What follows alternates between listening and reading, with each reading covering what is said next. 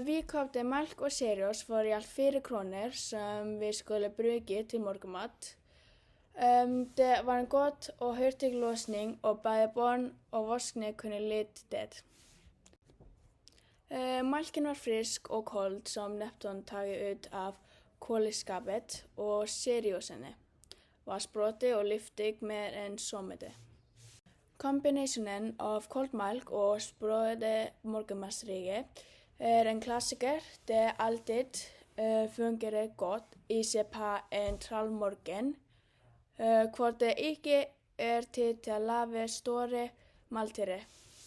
Det var å starte dagen med noe enkelt som samtidig gav energi nok til å komme godt i gang.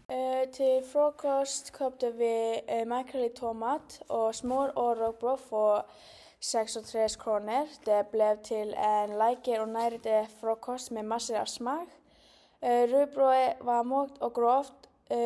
Precis som vi bäst kan lida det och smöret gjorde brödet extra saftigt och välsmakande. Makrellen i tomat var fyllt och smakfullt och kombination med det tunga rugbröd gav en klassisk dansk frukostupplevelse. Om aftenen köpte vi minifrikadeller med brunsås, guldrötter och kartoffler för 49 kronor. Det var riktigt god och mättande eftersmak, som hela familjen nöd.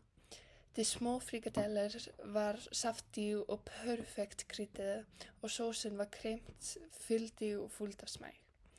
Guldrötterna och kartofflerna var kokt till den helt rätta konsistens, mör men stadig men bit. Till sist köpte vi läckert till dessert och hygge. Det blev till ett marsipanrulle och något lakrits som tillsammans kostade 37 kronor. Marsipanrullen var blöd, söt och fylld med en rik mantelsmör.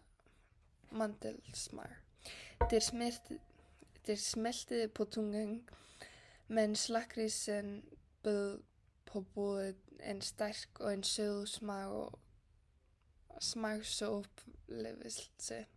Det satte et frisk punktum for dagen.